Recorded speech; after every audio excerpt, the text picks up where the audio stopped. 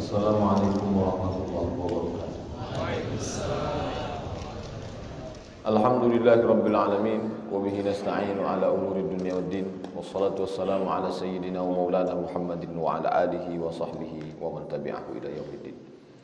Subhanaka la ilma lana illa ma 'allamtana innaka antal alimul hakim. Rabbi shrah li sadri wa yassir li amri wa hlul 'uqdatam min lisani yafqahu qawli. Bapak, ibu-ibu, hadirin hadirat, orang-orang tua saya, alim ulama, cerdik pandai, tak dapat sebut satu persatu. InsyaAllah kita ini semua hamba-hamba yang dimuliakan Allah Subhanahu wa ta'ala. Amin ya rabbal alamin.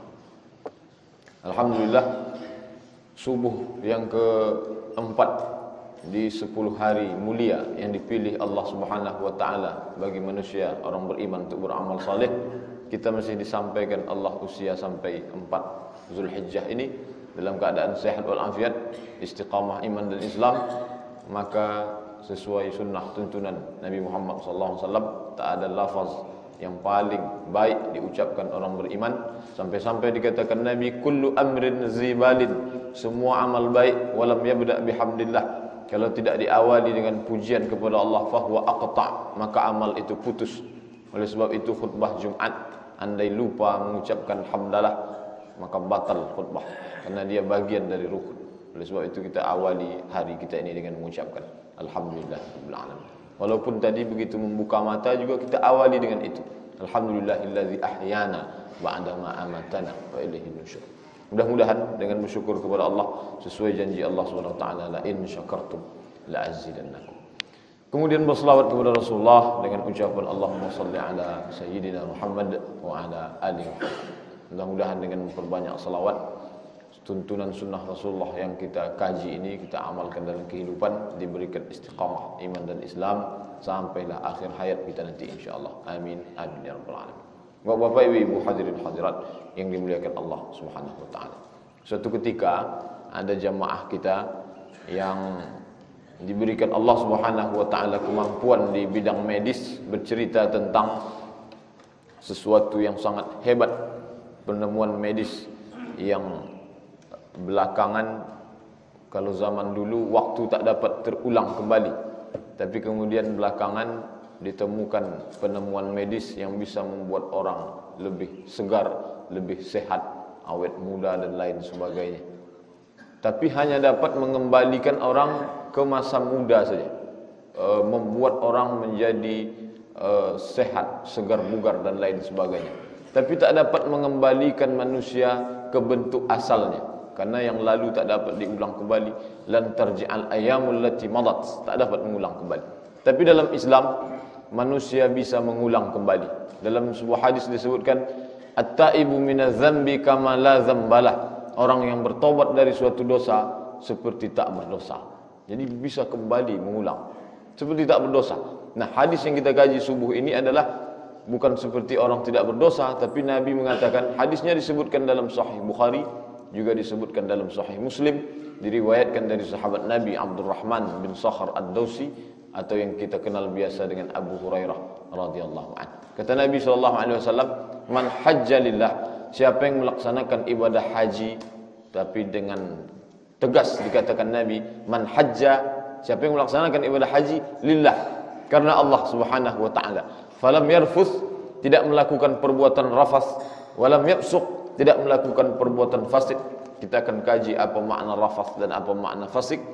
Kalau dapat dia lakukan 3 unsur syarat ini, yang pertama hajjalillah, karena Allah, yang kedua lam yarfuth, tidak melakukan perbuatan rafas, yang ketiga walam yafsuq, tidak melakukan perbuatan fasik, raja'a, maka dia kembali dari tempat melaksanakan ibadah itu, dari tanah suci itu. Bagaimana kondisi dan keadaannya? Kayaumi waladathu ummuh, seperti pada hari saat ia dilahirkan oleh ibu kandungnya. Orang yang pergi umur usia 70 tahun, maka ketika dapat dia wujudkan yang 3 ini, kembali dia dari 7 hari, 6 hari, dari mulai tanggal 8 hari Tarwiyah, 9 hari Arafah, 10 hari Nahar, 11, 12, 13 hari Tasyrik, andai 6, atau kalau dia kemudian kembali pada tanggal 12 Nafar awal, maka hanya 5 hari dalam proses 5 hari ini, kata Nabi SAW, raja'a, kemudian dia kembali ke negeri kampung halaman masing-masing. Bagaimana keadaannya? Kayaumi waladathu ummuh, seperti saat dia dilahirkan dari rahim ibunya. Padahal usianya tidak berkurang, padahal waktu tidak kembali, akan tetapi ada sesuatu yang dikembalikan Allah Subhanahu wa taala. Bapak dan Ibu hadirin hadirat yang dimuliakan Allah, mengapa ibadah ini dapat mengembalikan orang kembali kepada asalnya? Apa yang ada dalam ibadah? Ini yang akan kita kaji pada subuh ini insyaallah. Bapak dan Ibu hadirin yang dimuliakan Allah, setiap ibadah maka yang awal pertama sekali adalah niat. Baik itu salat, maka kita tadi berniat. Bagi yang melafazkan niat usolli fardhas subhi, yang tidak melafazkan niat tetap juga ada niat itu dalam hati. Karena kata Nabi, wa innama likulli imri'in ma nawa, orang akan mendapatkan apa yang dia niatkan. Ibadah zakat ada niat ketika sedang menunaikannya, baik zakat fitrah maupun zakat mal. Ibadah puasa, maka beda antara puasa sunat dan puasa wajib. Puasa wajib mesti niat itu sebelum dikumandangkan azan subuh, sedangkan puasa sunat dapat dilaksanakan niat di awal hari. Andai tidak ada makanan dan belum makan ketika terbit fajar matahari sampai tenggelam, kemudian di awal hari itu dapat berniat. Nabi melaksanakan itu. Intinya ada niat. Tapi baik salat, zakat, puasa, ini niatnya hanya ada waktu berniat, yaitu di awal ibadah. Tapi tidak ada yang disebut dengan tempat berniat. Kita berniat bisa di mana saja, bisa di masjid, bisa di rumah. Akan tetapi ibadah haji, maka ada tempat berniat yang disebut dalam istilah ibadah haji dengan miqat makani, bukan miqat zamani. Miqat zamani waktu yang sudah ditetapkan Allah SWT, tak dapat diganggu, tak dapat dimaju dan dimundurkan. Akan tetapi ada yang disebut dengan miqat makani. Miqat diambil dari kata waktu, tempat berniat. Makani, makan artinya tempat. Tempat orang berniat. Apa maknanya? Ketika tempat ini dilewati, maka berarti dia sudah melakukan wajib haji atau wajib umrah yang akan dikenakan denda, yaitu menyembelih seekor kambing sebagai dam. Tempat-tempat pos ini sudah ditentukan oleh Nabi SAW berdasarkan dari arah mana dia datang. Jadi kalau diletakkan dalam ilustrasi Ka'bah itu di tengah, maka tergantung dia datang dari arah mana. Kalau dia datang dari arah negeri Syam itu di atas. Karena perjalanan bangsa Arab, li ila fi Quraisy ila fi rihlatash syita was-saif. Syita pada musim dingin, mereka berdagang ke negeri Yaman bawah. Was-saif musim panas, mereka berdagang ke negeri Syam atas.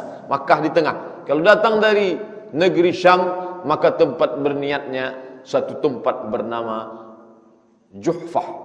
Dulu disebut dengan Juhfah, tapi sekarang namanya Rabil. Rabil itu tempat bagi mereka yang datang dari negeri Syam. Oleh sebab itu yang datang dari Mesir pun mengikut itu juga, karena dia datang pasti melewati tempat itu.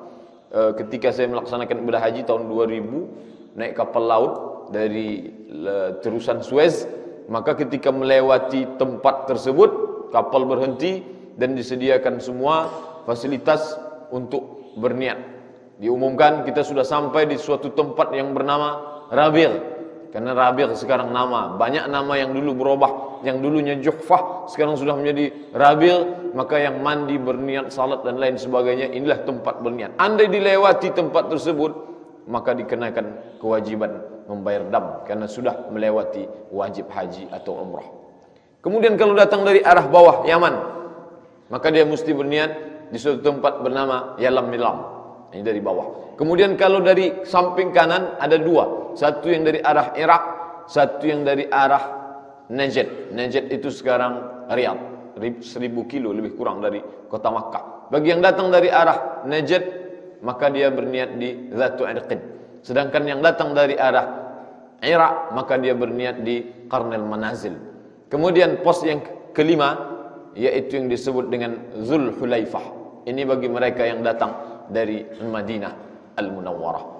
Tapi kami dulu Pak Ustadz, mungkin Bapak Ibu berpikir mundur lagi ke belakang saat melaksanakan ibadah itu. Dulu kami tidak melewati yang namanya Zul Hulaifah, kami melewati Bir Ali.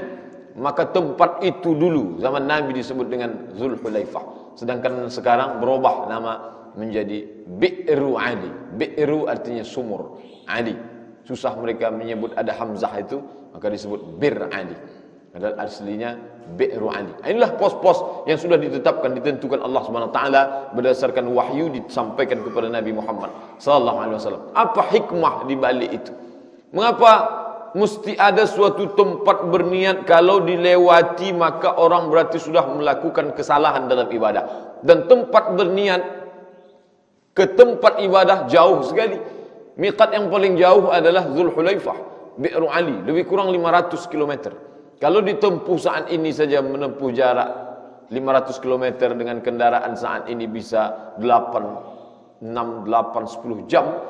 Bisa dibayangkan pada zaman Nabi SAW dari tempat berniat ke tempat ibadahnya Makkah, tawaf paling tidak 8 hari naik onta. Karena Nabi SAW hijrah itu dari Makkah ke Quba menempuh jarak lebih kurang 500 km dalam waktu 8 hari. Apa makna 8 hari itu? Bisa kita bayangkan dengan segala larangan ihram.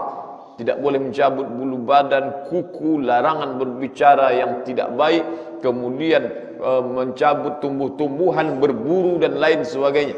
Tentulah ini bebannya amat sangat berat.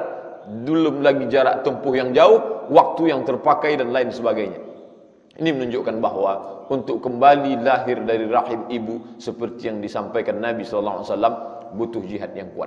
Mungkin tidak dapat dirasakan orang sekarang karena jarak tempuh itu dapat dia potong dengan kecepatan alat transportasi saat ini. Tapi kalau kita kembali pada zaman Nabi SAW, jarak tempuh dari Zulhulaifah sampai ke Makkah yang begitu jauh dengan larangan yang kalau wudu hanya beberapa perkara saja yang membatalkan. Tapi kalau sudah masuk dalam ucapan labbaik Allahumma hajjah, labbaik Allahumma umrah, maka saat itu banyak sekali larangan-larangan yang tampaknya sepele, remeh temeh, tapi amat sangat berat dan dapat membatalkan ibadah seseorang di hadapan Allah Subhanahu wa taala. Mengapa mesti ada tempat berniat? Maka tempat berniat ini menunjukkan bagi orang yang sudah melaksanakan puncak ibadah. Ketika datang malaikat Jibril kepada Nabi dalam bentuk seorang manusia yang wajahnya mirip dengan sahabat Nabi bernama Dihyah Al-Kalbi. Datang dia menghadap Rasulullah sallallahu alaihi wasallam, rambutnya hitam, bajunya putih bersih. Seandainya dia orang asing, tentulah rambutnya tidak hitam, pasti akan berdebu karena dia dalam perjalanan jauh. Tentulah bajunya tidak putih bersih, jubahnya akan kotor. Dan andai dia orang yang datang dari kampung dekat tempat Nabi, rambutnya dalam keadaan hitam, jubahnya dalam keadaan bersih, pastilah orang kenal dia. Tapi sahabat Nabi tak ada yang mengenalnya, dan dari bentuknya dia tidak dari perjalanan jauh. Ini orang aneh, bertanya kepada Nabi SAW, wajahnya mirip Dihyah Al-Kalbi. Dia bertanya kepada Nabi, wamal Islam? Apa jawab Nabi saat itu? Antashhada an la ilaha illallah, engkau bersaksi tiada Tuhan selain Allah. Wa tuqimas salah, engkau laksanakan salat. Wa tu'tiyaz zakah, engkau tunaikan zakat. Wa tasuma Ramadan, engkau laksanakan puasa Ramadan. Akan tetapi di ujung baru disebutkan Nabi, wa tahujjal baita, engkau berhaji ke Baitullah, in istata'ta ilaihi sabila, jika engkau mampu melakukan perjalanan.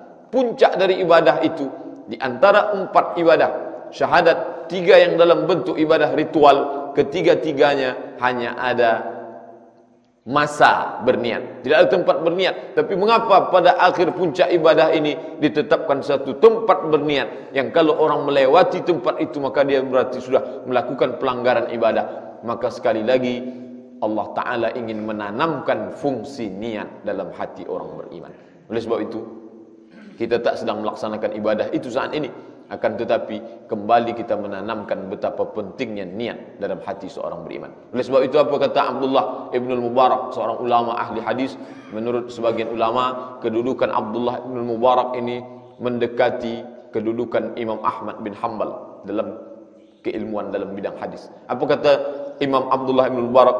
Rubba amalin saghirin yukabbiruhun niyah, wa rubba amalin kabirin yusaghiruhun niyah. Betapa banyak amal yang tampaknya kecil, remeh temeh, sepele, yukabbiruhun niyah, tapi dia besar di mata Allah SWT. Apa yang membesarkannya? Satu, niat. Wa rubba amalin kabirin, dan betapa banyak pula amal yang tampaknya besar, menghabiskan dana yang tidak sedikit, tapi betapa kecilnya di mata Allah, di hadapan Allah SWT. Apa yang menyebabnya kecil? Yusaghiruhun niyah. dikecilkan oleh niat.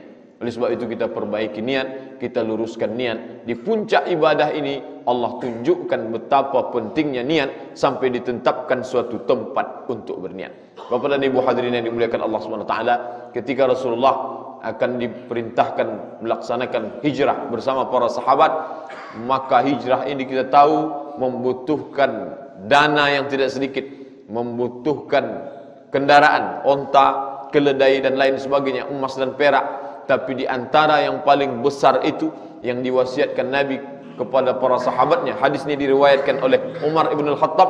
Apa kata Nabi SAW? Innamal a'malu binniyat wa innama likulli imri'in ma nawa. Segala amal akan dinilai berdasarkan niatnya. Wa innama likulli imri'in ma nawa. Dan setiap orang mendapatkan sesuai niatnya. Oleh sebab itu betapa banyak pula orang yang tidak ikut jihad fisabilillah, tapi dia tetap juga mendapatkan kematian, mati syahid. Wa id mata ala firashihi, meskipun dia mati di atas tempat tidur. Apa sebab? Karena ada niat jihad fisabilillah. Oleh sebab itu setiap orang Islam berniat akan melaksanakan ibadah haji, berniat akan melaksanakan jihad fisabilillah, berniat untuk beramal saleh, paling tidak berpikiran bersih, berniat baik, berbuat baik. Andai sampai dapat melakukan, maka mendapatkan pahala. Andai pun tidak, maka Allah sudah menyampaikan niat. Bapak dan Ibu hadirin hadirat yang dimuliakan Allah Subhanahu wa taala, kita renungkan ibadah ini di bulan yang baik, di 10 hari yang mulia, dan tak lama lagi ibadah itu akan dilaksanakan saudara-saudara kita. Kita merenungkan maknanya dan kita ambil bagian penting dari sisi-sisi ibadah tersebut. Poin pertama adalah mementingkan betapa pentingnya niat dalam kehidupan orang beriman. Bapak dan Ibu hadirin yang dimuliakan Allah Subhanahu wa taala, ketika berniat, tidak ada satupun ibadah yang Nabi lafazkan niatnya, baik salat maupun puasa. Adapun lafaz niat salat dalam bentuk usolli fardhu subhi rak'ataini, itu ijtihad ulama. Apakah melafazkan niat itu termasuk kategori bid'ah karena tidak dibuat oleh Nabi? Maka ulama menyebutkan sebab pelafazan niat itu ada sebabnya. Untuk apa? Lidaf'il waswasah, untuk menolak waswas. Andai ada seorang yang waswas, maka dia langsung angkat takbiratul ihram, Allahu Akbar. Setelah takbiratul ihram datang, apakah ini salat zuhur atau salat asar? Apakah ini 3 rakaat? Apakah 2 rakaat? Apakah ini salat qada atau salat ada? Apakah menjadi imam atau menjadi makmum? Apakah ini salat safar atau salat muqim? Apakah ini salat qasar atau salat jamak? Oleh sebab itu makna melafazkan niat itu adalah dilafazkan di lidah untuk menanamkan di dalam hati. Akan tetapi Nabi tak pernah lakukan, baik dalam salat maupun puasa. Tak pernah Nabi mengucapkan nawaitu shauma ghadin. Lalu mengapa dibuat itu? Ulama berijtihad melakukan itu untuk menolak lidaf'il waswasah. Dalam mazhab Hanafi disebutkan bahawa melafazkan niat salat itu bid'ah, illa, kecuali, ada pengecualian, istisna. Untuk siapa pengecualian itu? Lidaf'il waswasah, untuk mereka yang terkena waswasah. Oleh sebab itu bagi orang Islam, dia tetap melafazkan itu untuk menguatkan hatinya, sehingga ketika dia melaksanakan ibadah itu tak muncul keraguan. Karena syaitan masuk dari keraguan yang kecil, ibarat api di dalam sekam yang diawali dari percikan api kecil, lalu kemudian dia hembus menjadi besar. Itulah yang merusak ibadah. Makanya dalam Islam kita diperintahkan da'ma yuribuka ila ma la yuribuk, tinggalkan sesuatu yang meragukanmu walaupun kecil, ila ma la yuribuka, kepada sesuatu yang tak meragukan. Tapi khusus untuk ibadah haji, maka niatnya dilafazkan oleh Nabi SAW, labbaik Allahumma hajja. Mengapa begitu? Kalau tadi ibadah yang lain tak ada tempat berniat, tapi dalam haji dan umrah ada. Dalam ibadah lain tidak dilafazkan Nabi, tapi dalam ibadah ini ada. Maka puncak ibadah ini adalah penekanan tentang lafaz niat kepada Allah Subhanahu wa taala. Letak aslinya dalam hati, letak semua kata-kata dalam hati. Lalu mengapa Allah ciptakan lidah? Maka ulama bersyair, innal kalama la fil fuadi wa innama ju'ilal lisanu 'alal fuadi dalila. Sesungguhnya kata-kata itu letaknya dalam fuadi, fuadi hati. Wa innama ju'ilal lisanu 'alal fuadi dalila. Kemudian Allah ciptakan lisan untuk mewakili apa yang ada dalam hati. Yang diungkapkan lidah itu tak sampai 0, sekian persen di antara yang terbersit dalam hati. Dan di antara yang kita ungkapkan itu adalah bagian dari ada yang terlintas dalam hati. Yang baik maka diucapkan. Begitu juga ketika Allah menyindir tentang yang tak baik. Qad badatil baghdha'u min afwahihim. Ketika Allah menyindir orang-orang Yahudi, qad badatil baghdha'u min afwahihim, sudah terlihat kebencian kepadamu ya Muhammad, min afwahihim, di mulut mereka. Wa ma tukhfi suduruhum akbar, tapi apa yang tersembunyi di dalam dada mereka akbar, lebih besar dari apa yang diucapkan di mulut. Itu orang kafir. Sedangkan kita orang beriman, maka apa yang ada dalam hati kita ungkapkan di mulut untuk menunjukkan kepada Allah SWT. Tapi tidak diungkapkan aku berniat melaksanakan ibadah. Mengapa yang diucapkan Nabi di mulutnya adalah labbaik. Labbaik adalah ungkapan sambutan terhadap panggilan terhadap seseorang. Ketika saya memanggil bapak atau bapak memanggil saya ya fulan, maka jawabannya adalah labbaik wa sa'daik. Aku sambut panggilanmu dengan senang hati dan penuh kegembiraan. Kalau dia menyambut panggilan, tentu ada orang yang memanggil. Siapakah yang memanggil itu? Yang memanggil adalah Allah Subhanahu wa taala. Difirmankan dalam Al-Qur'an ketika Allah Subhanahu wa taala memerintahkan kepada dua orang nabi, Ibrahim dan anaknya Ismail alaihi salam. Apa kata Allah Subhanahu wa taala? Wa idz ja'alnal bait wa idz yarfa'u Ibrahimul qawa'id. Wa idz, ketika disebutkan kata idz dalam Al-Qur'an seringkali mengandung makna ingatlah. Wa idz yarfa'u Ibrahim, dan ingatlah ketika Ibrahim mengangkat.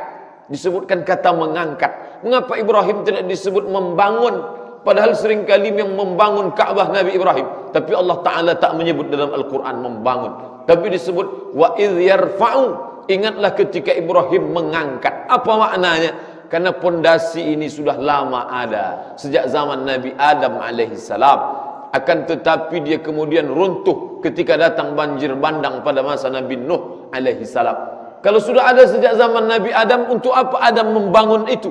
Inna awwala baitin, sesungguhnya awwala bait, rumah awal yang pertama, wudi'a linnas, yang dibangunkan untuk manusia, bi Bakkata, tempatnya adalah di Bakkah. Bakkah artinya tempat berkumpul, karena sejak zaman Nabi Adam orang dipertemukan, dikumpulkan di sana sampai saat ini. Sudah beratus tahun, bahkan abad lamanya manusia dikumpulkan di Bakkah, yang kita sebut juga dengan Makkah Al-Mukarramah. Mengapa Nabi Adam membangun itu? Apa alasannya? Mengapa pula Allah perintahkan? Karena ketika turun ke bumi, Nabi Adam alaihissalam masih teringat tentang suatu ibadah yang dilaksanakan oleh para malaikat. Malaikat itu ada beribadah tegak saja, ada yang beribadah bersimpuh sujud saja, ada yang duduk saja, dan itu tercermin dalam ibadah salat kita. Maka itu pun ibadah kita kepada Allah SWT. Tapi ada satu bentuk ibadah malaikat, yaitu berputar mengelilingi suatu tempat yang disebut dengan wal baitil ma'mur. Bait, rumah ma'mur, yang dimakmurkan Allah Subhanahu wa taala. Yang berkeliling itu adalah para malaikat. Maka ketika Nabi Adam alaihissalam teringat tentang itu, dia ingin manusia juga dapat melaksanakan ibadah yang sama seperti itu. Maka dibangunkanlah Baitul Ma'mur yang letaknya tepat. Kalau diandai dijatuhkan batu dari Baitul Ma'mur, maka tepatlah jatuh ke atas Ka'bah. Tepat seperti itu, maka manusia yang melaksanakan ibadah yang sama di tempat yang tepat seperti itu, dan sama-sama mengagungkan Allah Subhanahu wa taala. Ketika manusia sedang melaksanakan tawaf, maka dia sedang mengitari seperti putaran malaikat. Dan setelah ditemukan pada abad modern, ternyata perputaran menurut ilmu astronomi, perputaran planet-planet mengitari matahari pun seperti putaran saat manusia melaksanakan tawaf. Dan begitu juga kita tak melihat malaikat. Begitu juga menurut berita dari Nabi SAW, malaikat pun mengitari yang sama. Maka saat kita sedang beribadah itu apa maknanya? Saat itu orang sedang melakukan ibadah yang sama dengan malaikat, ibadah yang sama dengan yang dilakukan oleh planet-planet bersimpuh sujud kepada Allah Subhanahu wa taala. Itulah yang tak ada dalam ibadah lain. Bapak dan Ibu hadirin hadirat yang dimuliakan Allah Subhanahu wa taala. Ketika Allah taala perintahkan supaya Nabi Ibrahim dan Ismail alaihissalam mengangkat, membangun, yarfa'u Ibrahimul qawa'ida minal bait wa Ismail. Setelah kemudian dia bangun, berdoa kepada Allah, mereka memohon kepada Allah. Apa permohonannya? Wa arina manasikana wa tub alaina. Arina, ya Allah, tunjukkan pada kami manasikana, cara beribadah. Maka cara ibadah itu pun bukan dibuat-buat, karena sesuatu yang dibuat tak diterima Allah SWT. Man ahdatha, siapa yang membuat-buat, fi amrina adza, dalam urusan agama ni, kata Allah, ma laisa alaihi amruna, yang tidak kami perintahkan, fahuwa raddun, maka amal itu ditolak, tak diterima Allah SWT. Setelah ditunjukkan Allah cara ibadah itu, maka Allah perintahkan kepada Nabi Ibrahim. Apa kata Allah SWT? Wa'adzin, orang yang memanggil umat manusia, muazzin. Nama panggilan itu azan. Tapi kali ini Allah Ta'ala perintahkan tidak dalam bentuk azan, karena itu ada syariat pada Nabi Muhammad SAW. Tapi bentuk kalimatnya, apa kata Allah kepada Nabi Ibrahim? Wa'adzin fin nas, wahai Ibrahim, panggil nas, umat manusia, bil haji, untuk melaksanakan ibadah haji. Setelah engkau panggil, ya'tuka, mereka akan datang kepadamu. Padahal Nabi Ibrahim AS sudah meninggal 3 abad 800 tahun yang lalu, tapi orang tetap datang sekarang. Disebut Allah Ta'ala, ya'tuka, mereka akan datang menyambut panggilanmu, rijalan, berjalan kaki. Allah Ta'ala tak sebutkan naik kendaraan. Yang pertama disebutkan rijalan, berjalan kaki, wa ala kulli dhamir, dan menunggang menaiki unta yang kurus dan lemah. Mengapa bukan yang kuat? Kalau yang kuat semua orang paham, pasti sampai. Tapi berjalan kaki pun, kata Allah Ta'ala, pasti juga sampai. Yang menaiki unta yang lemah pun, kurus pun, sampai. Wa ala kulli dhamir ya'tina min kulli fajjin amiq, mereka akan datang meskipun tinggal dari lembah yang sangat dalam. Tak disebutkan tempatnya, tapi tempat yang begitu jauh. Kita ini pun termasuklah dalam kategori lembah yang sangat dalam, karena kita ini masuk tempat yang paling jauh. Di sebelah timur dan sebelah barat pula mereka yang datang dari benua Amerika tetap juga datang. Min kulli fajjin amiq. Itu kekuasaan, keagungan Allah SWT. Ini bukan kalimat hiperbola yang dibesar-besarkan. Apa betul ada orang berjalan kaki sampai ke Baitullah? Nabi SAW mengatakan, nanti kalau aku mati, kata Nabi, datang seorang laki-laki ke kota kamu ini, mintalah doa supaya dia memohonkan ampunan untuk kamu. Sahabat Nabi heran. Kami yang hidup dengan Nabi, menyaksikan turunnya wahyu, hidup bersama Rasulullah sallallahu alaihi wasallam, salat berzikir bersama Rasulullah, puasa bersama Rasulullah, mengapa minta doa kepada seorang yang datang dari jauh dan belum tentu pula orangnya saleh? Mengapa kami mesti minta kepada dia? Kata Nabi SAW, mohonkan nanti kalau dia datang kemari, pintakan ampunan dari mulutnya supaya dia mendoakan kamu kepada Allah. Ini dalil disyariatkannya kita mohon doa kepada orang yang saleh. Manusia yang dimaksud Nabi SAW datang itu adalah Uwais Al-Qarni, yang hidup sezaman dengan Nabi tapi tak disebut sahabat Nabi. Karena definisi sahabat, man laqiyan Nabi, orang yang berjumpa dengan Nabi musliman, dalam keadaan Islam, wa mata 'alal Islam, meninggalnya juga dalam keadaan muslim. Uwais Al-Qarni beriman dengan Nabi, meninggal dalam keadaan muslim, tapi dia tak cukup syarat, dia tak jumpa dengan Nabi. Apa yang membuat dia terhalang untuk jumpa Nabi? Dia merawat ibunya di Yaman. Setelah Nabi SAW meninggal, barulah dia datang membawa ibunya melaksanakan ibadah haji dengan berjalan kaki. Maka kabul doanya gara-gara ibadah yang mulia itu. Ini menunjukkan bahawa tak satu jalan untuk mendapat ridha Allah SWT. Berjumpa dengan Nabi, salat dengan Nabi, qiyamul lail dengan Nabi, haji bersama Nabi, dapat juga membuat orang saleh di mata Allah. Tapi tak berjumpa dengan Nabi, berbakti kepada orang tua, dan dapat melaksanakan ibadah haji bersama, itu pun juga bakti yang besar. Maka tak satu jalan menuju kebaikan. Maka ketika dia sampai, para sahabat pun berkumpul memohonkan, menyampaikan pesan Nabi SAW. Maka Uwais Al-Qarni dimasukkan kategori kibarus kibarut tabi'in, tabi'in golongan atas senior, walaupun tak sampai kepada golongan sahabat Nabi Muhammad SAW. Itu pada zaman Nabi. Lalu pada zaman modern ini, apa ada orang berjalan kaki sampai ke Baitullah?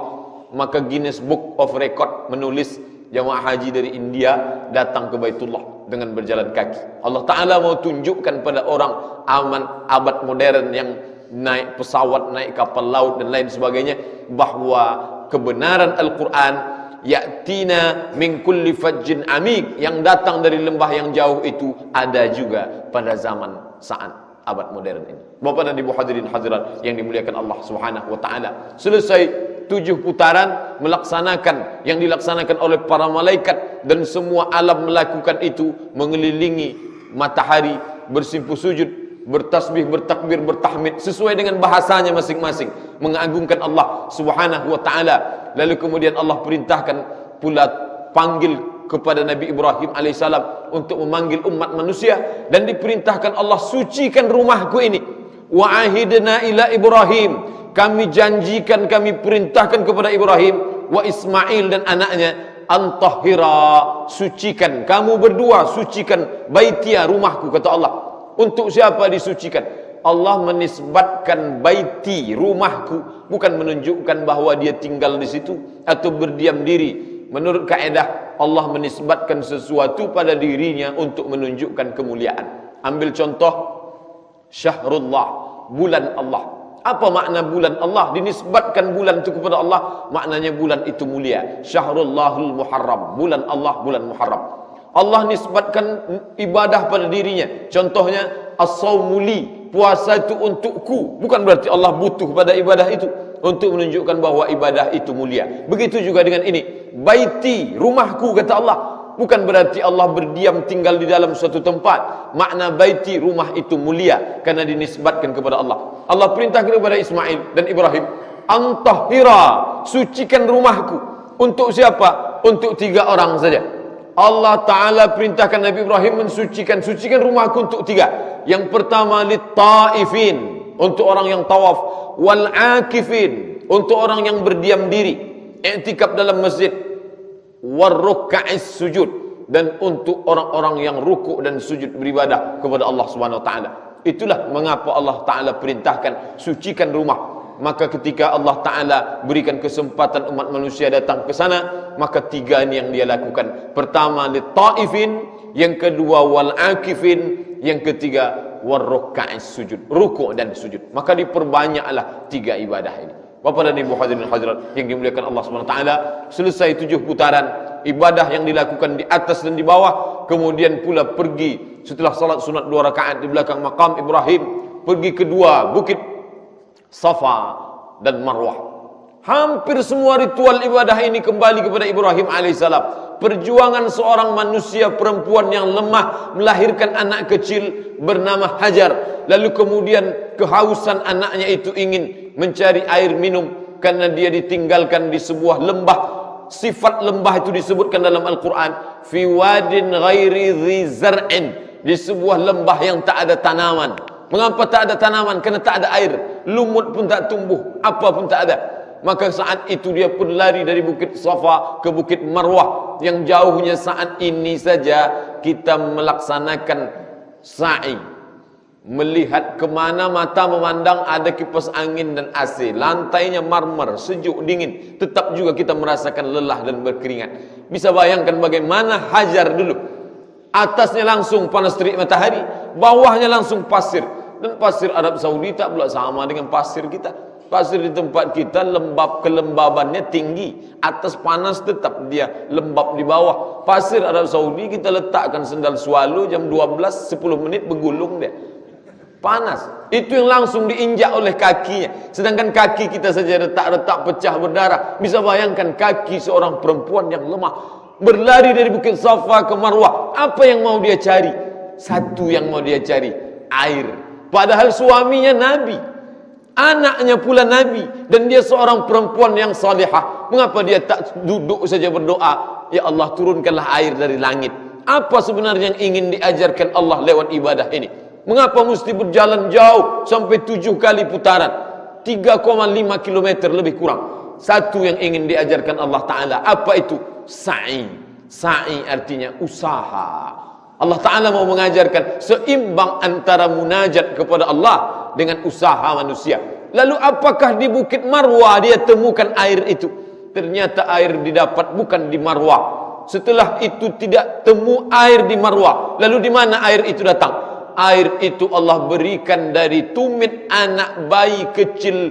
Jangankan berlari, berjalan pun belum bisa. Dari seorang yang masih terbaring, dari tumit itulah keluar. Apa maknanya? Allah Ta'ala juga mau menunjukkan ketika engkau berusaha, bukan dari usahamu itu, Tapi ketika orang duduk tanpa usaha pun itu juga salah. Oleh sebab itu, ketika memperoleh itu pemberian Allah, datang syukurnya, datang tawaduk rendah hatinya, datang fakirnya, fakir merasa diri butuh kepada Allah Ta'ala, maka orang beriman dia tidak takabur dengan hasil usahanya dan tidak pula stres ketika dia gagal. Mengapa? Karena ada yang maha kuasa memberi. Allah Ta'ala mau tunjukkan itu dengan ritual ibadah itu. Oleh sebab itu, ketika manusia merasa dirinya angkuh sombong dengan usahanya, maka ibadah-ibadah ini merontokkan, melepaskan segala sifat yang ada pada diri manusia. Maka taklah salah ketika Nabi mengatakan, keluar dari dia ibadah ini, pulang dia dari tanah suci ini, kayaumi waladathu ummuh, seperti saat dia dilahirkan oleh ibunya. Bapak dan Ibu hadirin hadirat yang dimuliakan Allah Subhanahu wa taala,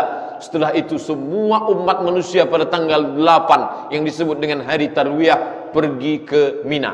Kita tak dapat melakukan itu. Bapak dan Ibu masih mengingat tanggal 8 tidak ke Mina, tapi langsung ke Arafah. Padahal sunnahnya ke Mina dulu. Setelah ke Mina baru ke Arafah. Tapi sunnah ini tak dapat dilaksanakan karena keterbatasan transportasi. Umat manusia berkumpul 4,7 juta manusia berkumpul di tempat yang sama. Maka yang diambil yang fardu-fardu saja, maka berkumpul dari tanggal 8 malam tanggal 9 sampai pada tanggal 9 berkumpul sampai dikatakan Nabi, al-hajju Arafah. Haji itu adalah berdiam diri wukuf di padang Arafah. Mengapa Nabi tak mengatakan al-hajju tawaf, al-hajju sa'i, al-hajju jumrah? Tapi Nabi mengatakan al-hajju Arafah, haji itu wukuf di padang Arafah. Apakah menafikan tawaf, sa'i, melontar jumrah, mabit di Mina? Tidak. Itu semua adalah puncak ibadah adalah wukuf di padang Arafah. Saat itu manusia melepaskan diri dari semua atribut kepribadiannya, apapun status sosial. Ulama dengan sorbannya, dengan jubahnya, semua lepas saat itu. Yang dia pakai hanya 2 helai laki-laki, sehelai di atas, sehelai di bawah. Penguasa dengan pakaian kehormatan, kemuliaannya, lepas semua. Orang kaya melepaskan itu semua. Dia sedang berada di hadapan Allah, miniatur padang mahsyar. Saat itulah dia berada pada titik nol kembali dari dia rahim ibunya, tak membawa apa-apa. Akhrajakum min butuni ummahatikum, dia yang mengeluarkan kamu dari rahim ibumu, la ta'lamuna syai'an, kamu tak membawa apa-apa. Dan itu dilakukan pula menggabungkan siang dan malam. Karena dimulai dari tergelincir matahari sampailah masuknya malam, menggabungkan siang dan malam. Padahal putaran hari ini berapa lama kita hidup? Setahun 355 hari. Kalau kemudian kita diberikan Allah usia lanjut panjang, berapa lama? Lama sekali. Tapi kalau dilihat hanya 2 saja, lailan wa nahara, malam dan siang. Malam dan siang itulah yang digabungkan pada saat wukuf di padang Arafah. Apa maknanya? Baik malam maupun siang kita sama-sama berada di hadapan Allah, melepaskan semua atribut kepribadian kita, semuanya sama-sama hamba Allah Subhanahu wa taala. La farqa bainal arabi wal ajam, tak ada beda antara Arab dengan non-Arab. Wala bainal abyadi wal aswad, tak ada beda antara yang putih dengan yang hitam. Kullukum min Adam, semua kamu dari Adam. Wa Adam min turab, dan Adam dari tanah. Dari tanah kembali kepada tanah, dari tidak membawa apa-apa, kembali pun tak juga membawa apa-apa. Maka ibadah itu menyadarkan manusia tentang kelemahan dirinya di hadapan Allah Subhanahu wa taala. Maka selesai dari ibadah itu, hilang sombongnya, hilang angkuhnya, hilang egonya.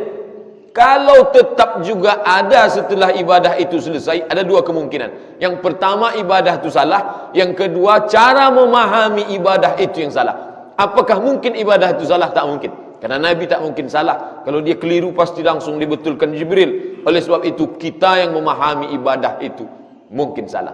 Bapak dan Ibu hadirin hadirat yang dimuliakan Allah Subhanahu wa taala, selesai menutup wukuf diambil dari kata waqaf, artinya berhenti.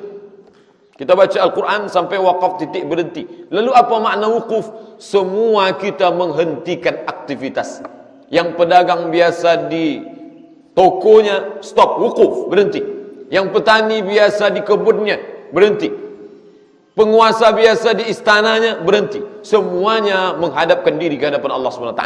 Sampai-sampai andai kita yang belum atau tidak punya kesempatan pun, tetap juga kita berhenti pada saat tanggal 9 maka kita tetap juga berhenti, tapi tidak disebut wukuf, melaksanakan puasa Arafah. Maka kata Nabi SAW ketika ditanya, apa keutamaan puasa tanggal 9 itu ya Rasulullah? Yukaffirus sanatal madiyata wal baqiyata, menutupi kesalahan-kesalahan setahun yang lalu dan setahun yang akan datang.